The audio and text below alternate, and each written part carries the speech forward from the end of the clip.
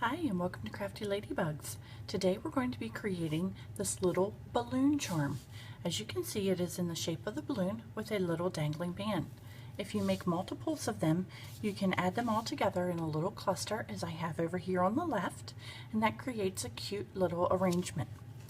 We're going to begin today's tutorial in a very different and awkward position from most. We're going to count down 4 center pegs, 1, 2, 3, 4, and this is where we're going to be adding our dangle band. Our loom today is set in the offset configuration with the arrows pointing down towards us, and you'll be using 23 colored rubber bands of your choice and 1 color rubber band for your dangle. So we're going to begin by counting down 4 center pegs. 1, 2, 3, 4. 1, 2, 3, 4.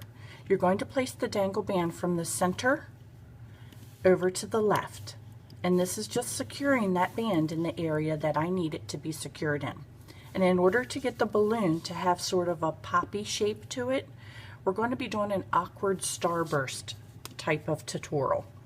I'm going to begin by laying 2 bands from where my dangle peg is in a very long diagonal to the upper second left peg. 2 bands from your center diagonal all the way to your second upper left. Now we're going to work our way around the loom with 2 bands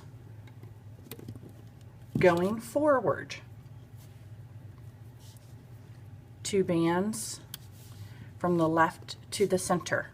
If you do not follow these instructions to lay the border first, your balloon will not turn out. So take your time and just lay the border as I am now.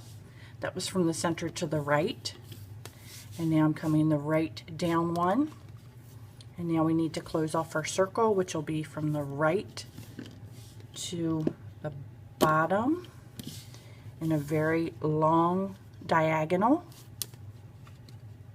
I'm going to take 2 bands and fill in the center, and that's going to be laying it from the top center down. 2 bands from the top center down,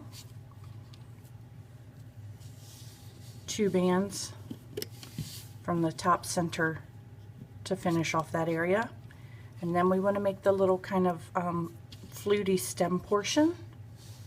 It's going to come from the center down 1, and then I need to cap off this band 3 times. 1 band 3 times. 1, 2, and 3. Now we're going to begin to loom our creation, and we're going to start off at the cap band and come forward 1. We're going to reach these top center bands that were laid, and you want to reach in there and you want to get the top 2, and you want to come right up the center. Oh, I forgot to lay my horizontal band. Sorry about that. That one center one that I just did, I'm going to pull back, and I'm going to lay my horizontal band, which is going to be 1 band across these 4 right here in this area. So that was 1 horizontal band across these 4 pegs. I'm going to begin to loop again, grabbing that band that I had just laid back by accident.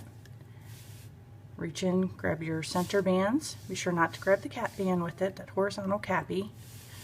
And we're coming straight forward. Now this is where it's going to get a little tricky again. We need to reach in to the center peg where we started everything, and we're going to finish off the kind of like you would a starburst border. If you've ever done the starburst bracelet, you want to reach in there and grab your 2 pegs, 2 bands, and move it off to the right peg, and we're just going to be finishing up our border around.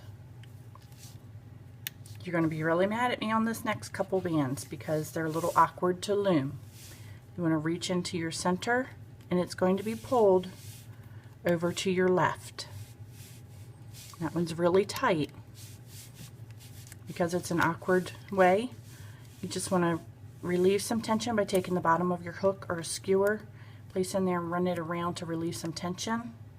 It slipped completely off, but that's okay.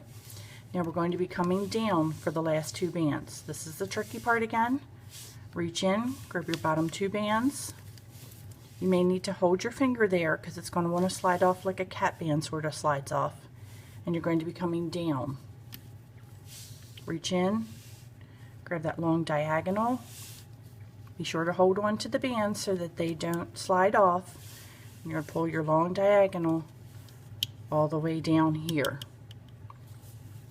And we reach into where we started everything, where a little black dangly band is. Reach in there, grab that dangly band, gently pull it out, and we're going to take the other end and slide it over the hook. And this is where we're going to be making our slip knot.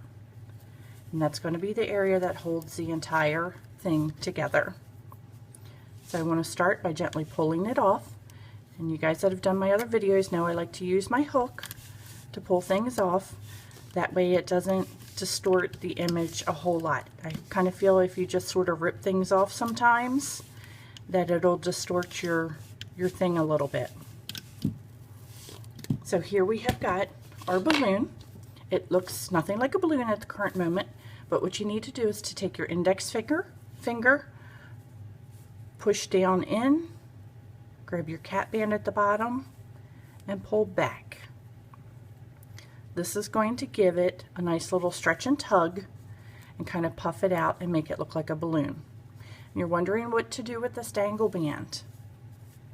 I'm going to use the dangle band to wrap around this area here as you would to tie off a balloon when you were tying a balloon. So I'm taking my dangle band and I'm going to wrap it around this area 3 or 4 times, depends on how stretchy your band is. So there's 1, 2, 3, and 4.